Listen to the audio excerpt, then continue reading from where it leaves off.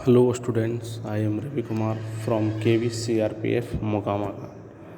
आज हम लोग पॉलिटिकल साइंस का फर्स्ट चैप्टर पावर शेयरिंग में हम लोग जानेंगे फॉर्म ऑफ पावर शेयरिंग, यानी पावर शेयरिंग के रूप के बारे में, यानी सत्ता की जो साझेदारी है उसके कौन कौन से रूप होते हैं उसके बारे में जानेंगे हम लोग, फॉर्म्स के बारे में। ठीक है, तो इसमें हम इस तरह से जानेंगे कि पावर को शेयरिंग किया जा सकता है, किस तरह से पावर को शेयर किया जा सकता है और उसके कौन कौन से फॉर्म हो सकते हैं। पहले के गवर्नमेंट में ये आइडियोलॉजी था, ऐसा विचार था कि पावर को शेयर नहीं किया जा सकता। पहले के जब राजशाही था यहाँ तब की बात है, पावर को शेयर नहीं किया जा सकता है और पावर है जो एक जगह पर ही रहना चाहिए, ऐसे पहला सोचते थे ऐसा पहले के लोग। तो इस आइडियोलॉजी के विरोध में ही एक आइडिया आया है कि पावर में को शेयर कर देना चाहिए, पावर को शेयर करना चाहिए। ठीक है, तो यह फॉर ए लॉन्ग टाइम, मतलब बहुत पहले से ही यह मान्यता चली आ रही थी कि जो पावर है वह किसी वन पर्सन या फिर group of person located at one place, यानी एक जगह के रहने वाले लोग जो होंगे उसे कोई खास आदमी के पास ही होना चाहिए पावर, जो सत्ता का जो पावर होता है, गवर्नमेंट का जो पावर। फॉर एग्जाम्पल के तौर पर जानेंगे कि पहले जो मोनार्की था में पहले सारा जो पावर होता था एक राजा के पास होता था या फिर उसके कुछ खास मंत्रियों के पास ही होता था। और उस समय ऐसा माना जाता था कि यह फीलिंग जो हो रहा है, ऐसा जो फील करता है, वो अगर पावर को अगर फैला दिया जाए, यानी सभी में डिस्ट्रीब्यूट कर दिया जाए, बांट दिया जाए, या फिर बहुत लोगों को अलग अलग पावर दे दिया जाए, तो कोई भी अगर डिसीजन लेना हो जल्दी में, क्विक डिसीजन, तो लेने में उसको परेशानी होगी, बहुत डिफ़िकल्ट होगा। ठीक है, और कई बार यह भी हो सकता है कि एक अलग फॉर्म है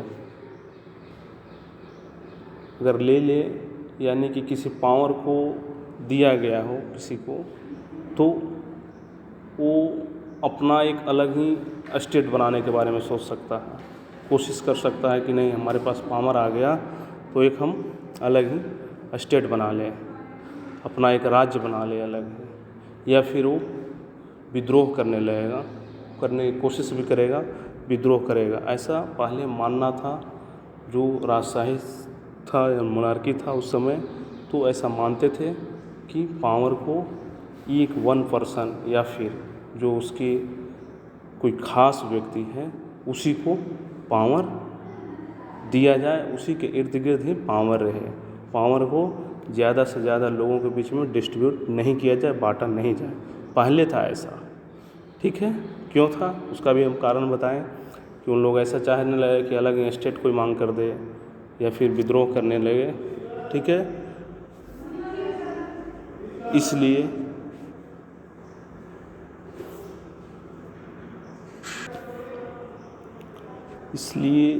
पहले जितने भी पावर होते थे गवर्नमेंट में, वे किसी खास व्यक्ति या फिर उसके कुछ खास आदमियों के पास ही होते थे। लेकिन ये सभी जो थॉट था, विचार था, पावर को एक जगह रखने के लिए, कंसंट्रेट करने के लिए, एक जगह रखने के लिए कि एक जगह ही रखना चाहिए, तो यह पूरी तरह से चेंज हो गया। कब?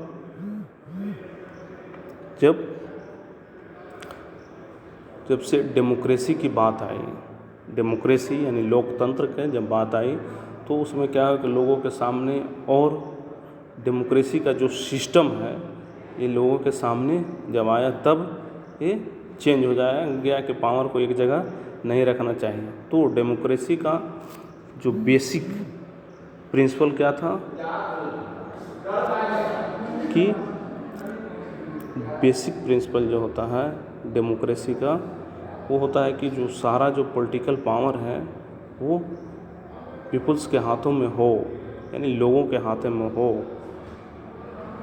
जो भी political power, source of all political power जो लोगों के हाथों में हो। ठीक है?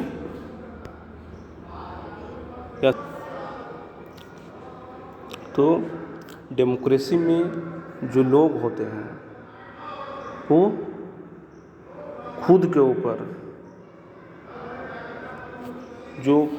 के ऊपर उन लोग अपने शासन करते हैं, सेल्फ गवर्नमेंट होता है। और गुड डेमोक्रेसी, हम डेमोक्रेसी गवर्नमेंट में किसको हम कह सकते हैं कि जो अलग अलग डाइवर्स ग्रुप का है, यानी कि अलग अलग कल्चरल ग्रुप का हो या सोशल ग्रुप हो या फिर अलग अलग लैंग्वेज बोलने वाले लोग हों, उनको रिस्पेक्ट दिया जाता हो और एक सोसाइटी में अलग अलग व्यू है तो उनको अपनी बात रखने के लिए, अलग अलग व्यू है अगर कोई सोसाइटी का, तो उनको बात रखने के लिए का हक होता हो और उनके बात को सुना जाता हो, तभी हम कह सकते हैं कि यह एक गुड डेमोक्रेटिक गवर्नमेंट है। ठीक है? और यहाँ पर सभी लोगों के पास एक वॉइस हो, यानी कि अपनी बातों को कह सके और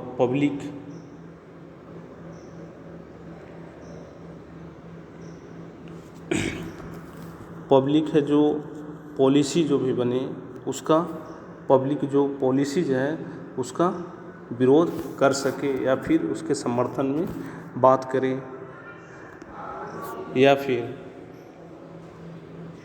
जो अपना जो पॉइंट ऑफ व्यू है पब्लिक का वो जिस चीज़ के लिए वो दे सके। और डेमोक्रेटिक सिस्टम जो पावर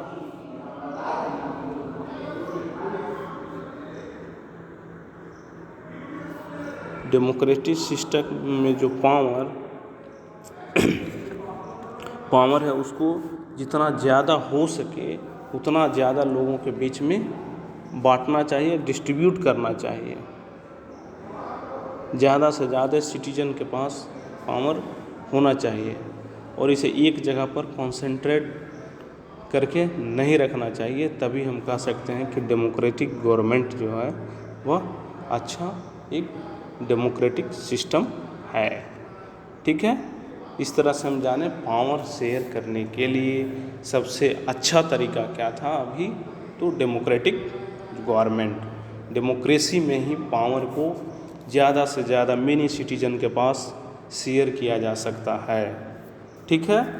और इन मॉडर्न डेमोक्रेसी में हम लोग जानेंगे जो आधुनिक जो लोकतंत्र जो सिस्टम है उसमें पावर शेयर का जो अरेंजमेंट किया गया है, व्यवस्था किया गया है, वो बहुत तरह के फॉर्म ले सकते हैं।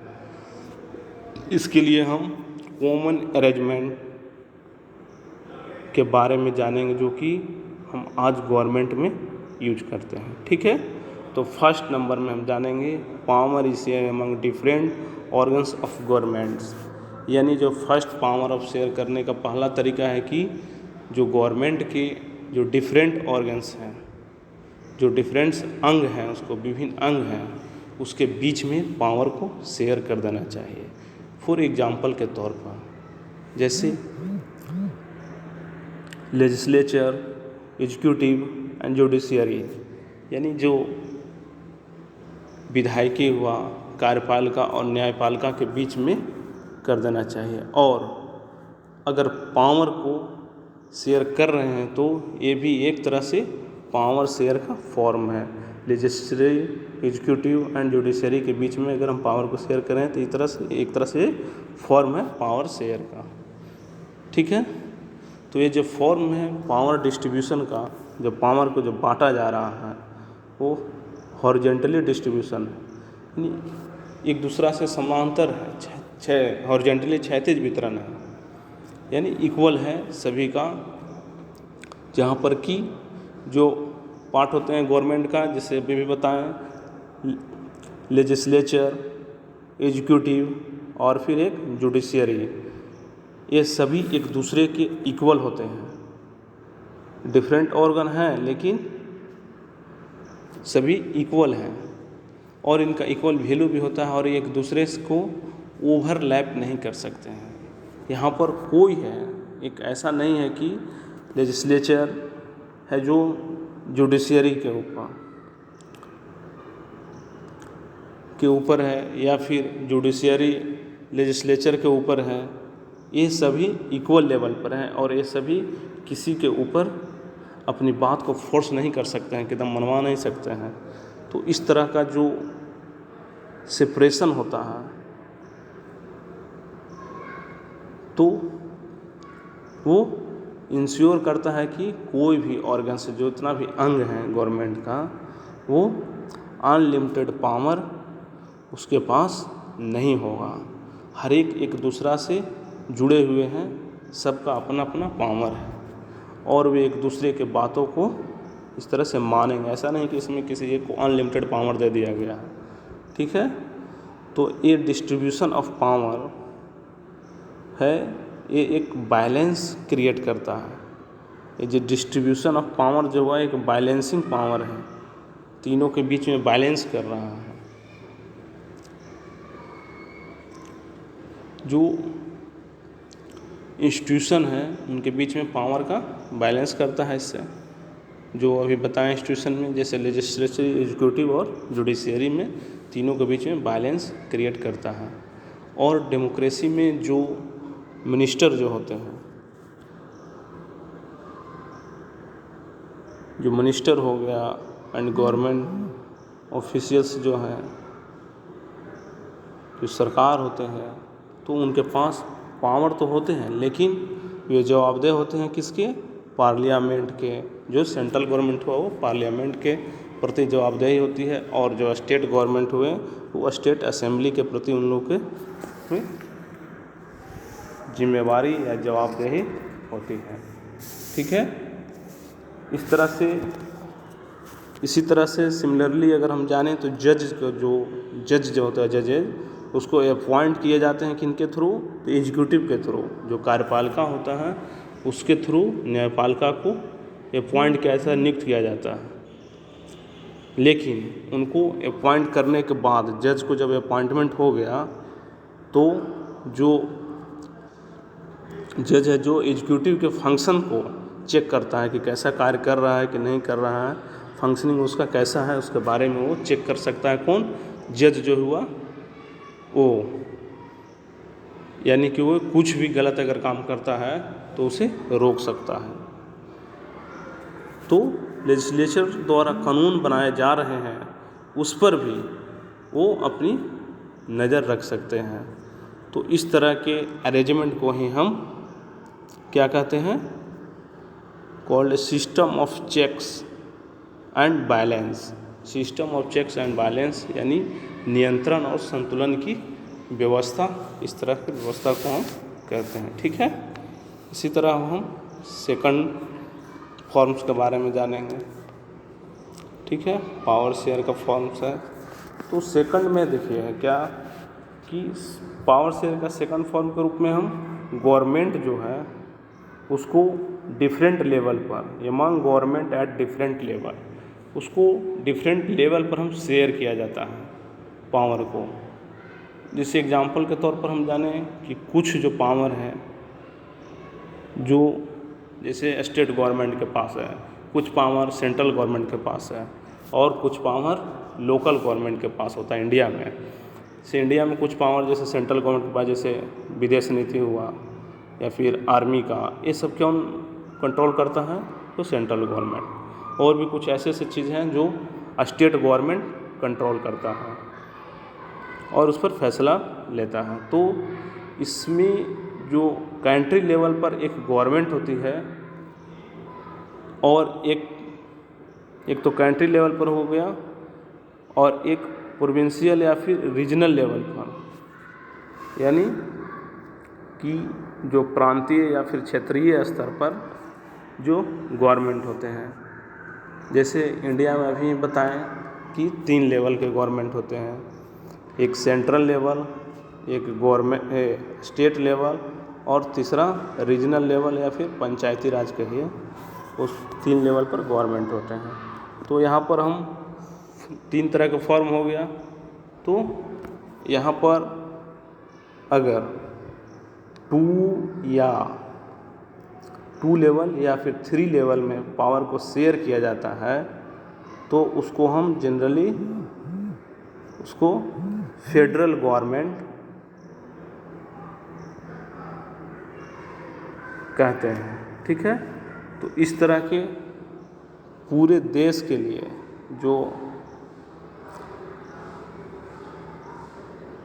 बनने वाली जो जनरल गवर्नमेंट है को हम यूनियन गवर्नमेंट या फिर सेंट्रल गवर्नमेंट कहते हैं, या फिर एक और है जो रीजनल लेवल पर के जो गवर्नमेंट को अलग अलग जगहों पर अलग अलग नाम से जाना जाता है, डिफरेंट लेवल पर डिफरेंट कंट्री में अलग अलग नाम से जाना जाता है, ठीक है। तो इसमें यही सब हम लोग जानेंगे। जैसे इंडिया में कैसे है स्टेट गवर्नमेंट, जो रीजनल लेवल का जो गवर्नमेंट है उसको स्टेट गवर्नमेंट के नाम से जाना जाता है, ठीक है। इसी तरह से हम सेकंड फॉर्म के जाने कि गवर्नमेंट के डिफरेंट लेवल पर उसको शेयर किया जा सकता है पावर को। और हम थर्ड नंबर में हम जानेंगे कि power sharing among different social group, जो सोशल ग्रुप है, जो डिफरेंट सोशल ग्रुप है उसमें हम पावर को बांट सकते हैं, शेयर कर सकते हैं।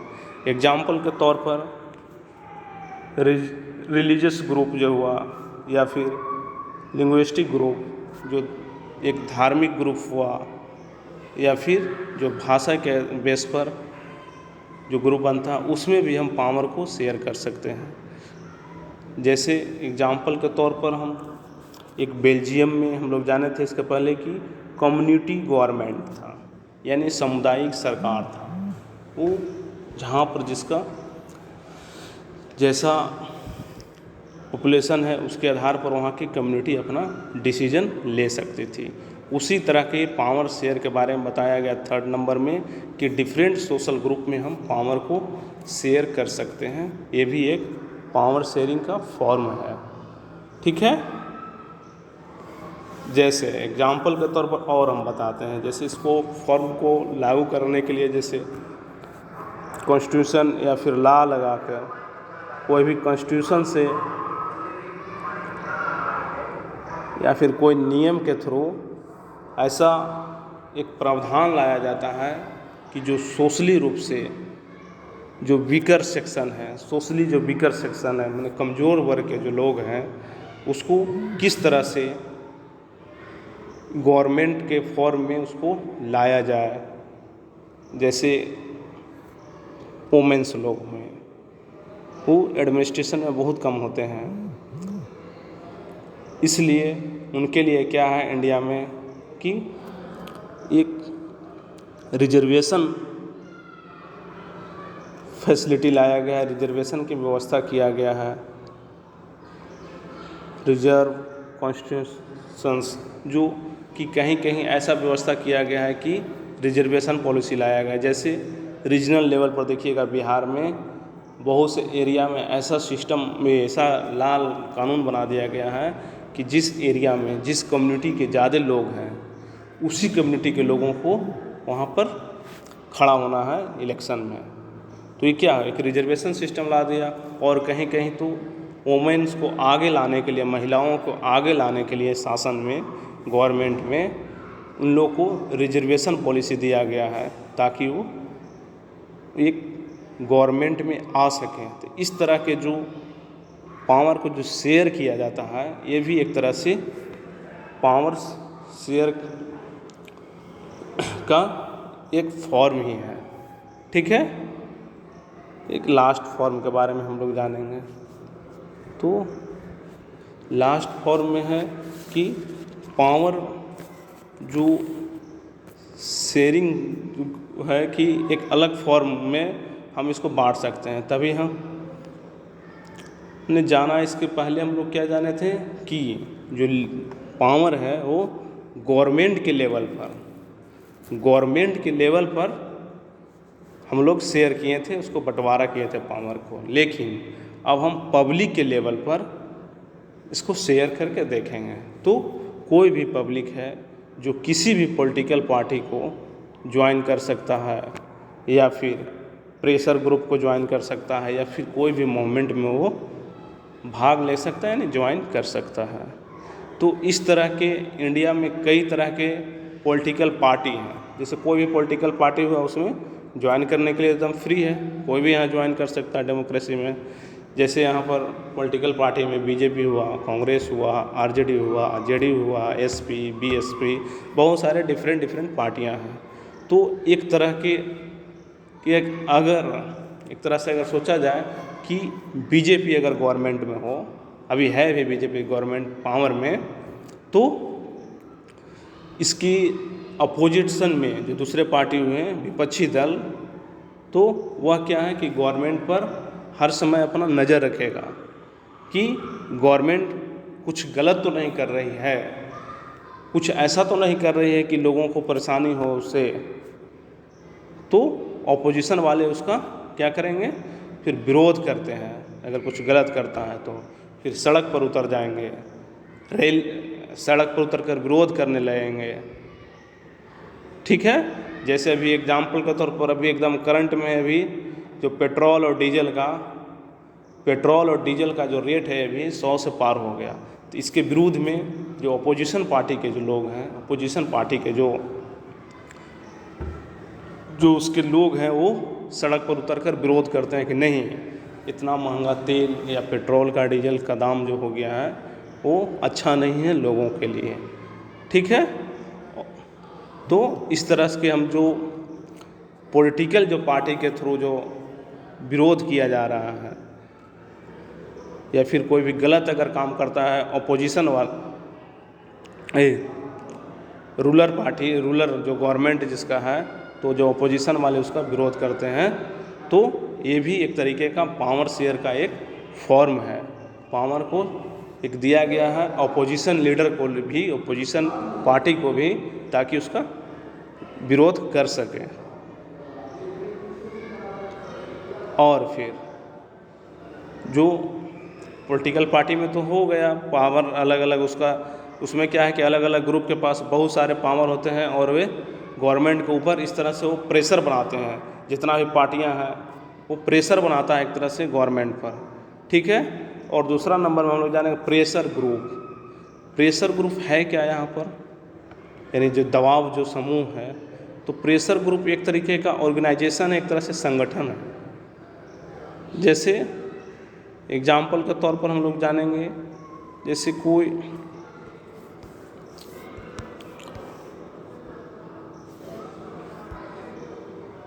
बिजनेस ग्रुप्स है, कोई व्यापार के लिए कोई समिति बनाया गया है, वो एक तरह का अगर संगठन ऑर्गेनाइज कर रहा है। या फिर अभी करंट में देखते हैं फार्मर प्रोटेस्ट जो कर रहे हैं, जो फार्मर लोग जो प्रोटेस्ट कर रहे हैं, किसान लोग एक मिलके एक संगठन बनाया। तो ये सभी क्या है, एक प्रकार का प्रेशर ग्रुप है, गवर्नमेंट पर एक प्रेशर क्रिएट कर रहे हैं कि इस तरह से ऐसा नहीं किया जाए। जैसे अभी करंट में देखिए ना, फार्मर जो ग्रुप बना है कि MSP है, जो मिनिमम सपोर्टिंग प्राइस जो होता है किसी भी अनाज का, उसको गवर्नमेंट है कि समाप्त करने की तरह एक कानून लाया है, जिसी के विरुद्ध में जो फार्मर ग्रुप है वो आंदोलन कर रहे हैं। तो इस तरह के जो आंदोलन करते हैं, एक प्रेशर बनाते हैं गवर्नमेंट पर। तो इस तरह के ग्रुप को हम या ऑर्गेनाइजेशन को हम प्रेशर ग्रुप के रूप में हम लोग जानते हैं। और एक है इसमें मूवमेंट के यानी आंदोलन के थ्रू, ये भी आंदोलन में भी एक तरह से पावर का शेयर किया गया है, उसके पास भी पावर है, ऐसा नहीं है। जैसे देखिएगा एग्जाम्पल के तौर पर कि जो मूवमेंट में जैसे आंदोलन हुआ था 2012-13 में 13-14 के आसपास में अन्ना हजारे का जो आंदोलन हुआ था दिल्ली के में, वो एक तरह से प्रेशर बनाया था, जो मूवमेंट किए अन्ना हजारे, वो एक तरह से प्रेशर बनाए गवर्नमेंट के ऊपर। गवर्नमेंट को जो अलग अलग तरीके के जो कुछ ऐसा कार्य कर रहे थे जिसके विरुद्ध में वो मूवमेंट किए थे अन्ना हजारे, और इस तरह से गवर्नमेंट को कंट्रोल करने के लिए और वो अपनी बात को गवर्नमेंट तक पहुंचाने के लिए या गवर्नमेंट के सामने रखने के लिए वो मूवमेंट का सहारा लिए थे। तो इस तरह का किसी तरह का अगर मूवमेंट भी होता है तो ये भी एक तरह से पावर शेयर का एक तरह से फॉर्म ही है। ठीक है, इस तरह से हम लोग 4 फॉर्म के बारे में जाने पावर शेयर के। पहला नंबर तो जो विधायकी था या कार्यपालिका या न्यायपालिका के बीच में पावर को शेयर किया गया, ठीक है, और तीनों को इक्वल पावर दिया गया ताकि एक दूसरे को निगरानी करते रहे। अगर कोई भी गलत करता है उसमें तो उसको ऊपर नज़र रहे उसका।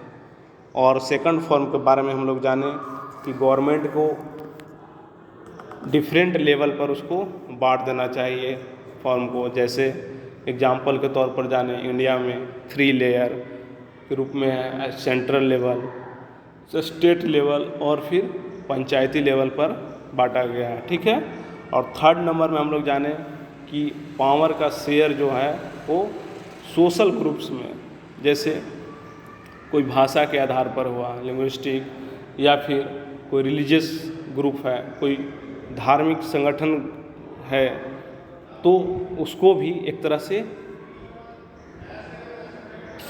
पावर का शेयर किया गया, उसको भी कुछ दिया गया है पावर। तो एक तरह से ये भी एक पावर शेयर का फॉर्म है यानी रूप है। और सबसे लास्ट में हम लोग जाने पावर शेयर के बारे में कि फॉर्म के रूप में डिफरेंट टाइप के प्रेशर ग्रुप यानी जो दबाव समूह या फिर जो मूवमेंट किया जाता है, ये सभी एक तरह से पावर शेयर का फॉर्म है। ठीक है, ओके।